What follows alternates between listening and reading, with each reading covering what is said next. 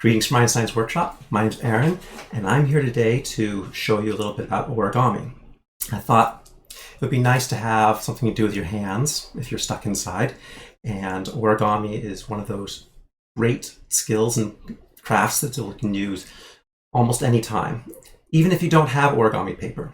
As a matter of fact, the first thing I'm going to show you today is what you might do if you don't have it and can't get out to get some. So, without further ado, standard origami paper is a square, and if you go and get some, which you can find at most craft stores, you'll see it's a square sheet of paper because, well, most models will require that square sheet. Quality origami paper is very carefully cut to be a perfect square. Less quality, it might not be exactly close, but for most purposes, actually, when you're beginning, that'll be fine. You don't have to go out and get the most expensive origami paper. If you can't even go out and get origami paper, though, well, one possibility is in a pinch, you could use Post-it. It can get a little bit finicky and a little annoying dealing with the sticky part that's on there. Plus, Post-its are very small. This size is exceptionally small for doing origami with. So even if you do have Post-its, this would not be the place to start for the beginner. Instead, what I actually recommend is taking a standard letter or any size sheet of paper and turning it into a square. Now, how you can do this is its own bit of geometry fun. First, what you need is to take the edge, and you want to fold it so this edge is even along one of the other edges. It can go either way. Pick one edge, and you want to fold it so it's even along that edge, along the entire length. Usually what I would do is I would look down at the corner and see at the corner is I'm folding right at the corner, and I'd tug lightly on this end up here until that comes at the corner, and then line this side up by moving. I can hold this corner down, and I can move this up and down until it is lined up, like so. Hold it down with your hand once you have it lined up. And you could push down on this edge a little bit until it's there. I would give it a good crease. Finally, if you have a pencil, pencils are excellent tools for creasing your paper if you're against a flat surface. Thumbnails also work.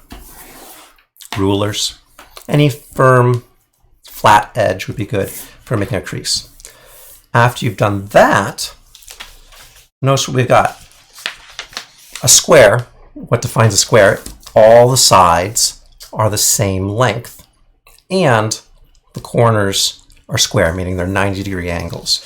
We already have the 90-degree angles here in our corners, so we don't have to worry about that. What we just need to do is make sure that all the edges are the same length. And by folding this up to here, I know that this far is the same as that length. So all I need to do is get rid of this stuff.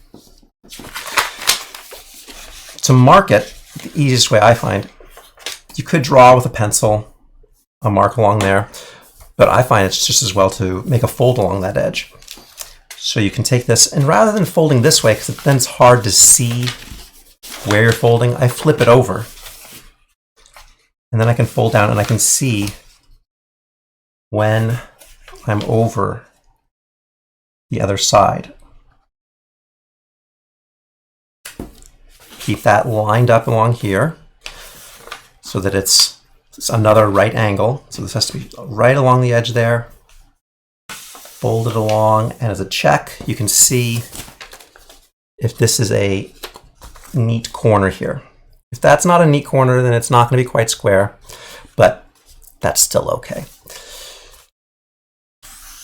Give it a little crease. Open this up.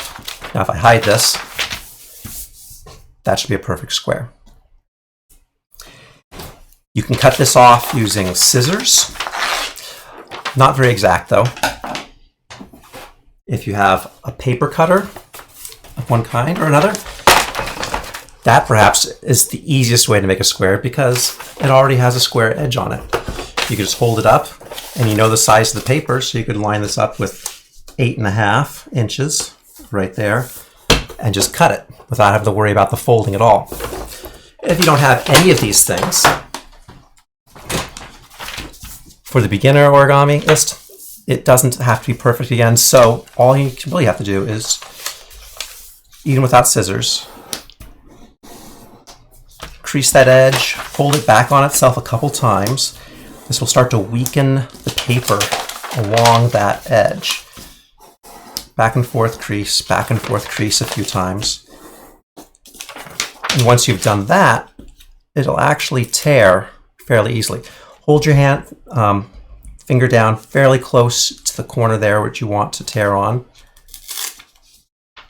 Slowly pull. And there you have a square. One more thing you may want to do to finish your origami paper. Most origami paper is colored on one side and white on the other side, or possibly even two different colors, two contrasting colors on the two sides. Well, you can make yours colored in that same way. You can make it one solid color.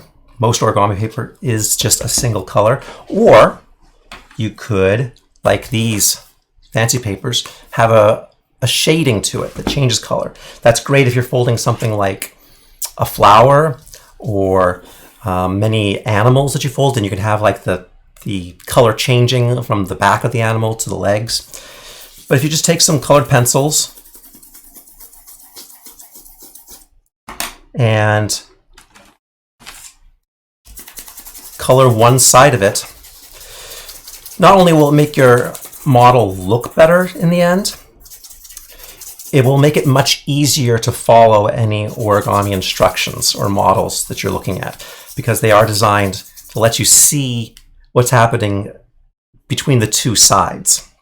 And being able to distinguish whether you're looking at the colored face or the uncolored face is very helpful in completing the model.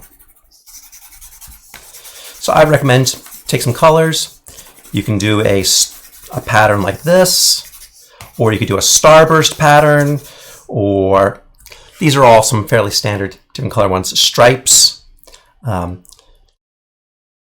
colors in the corner and not in the middle. Lots of different ways you can do it, or just draw a picture of your favorite kind, or just design. This is the time where you can get really creative and make it look the way you want it to look. There's some simple origami paper ready to fold.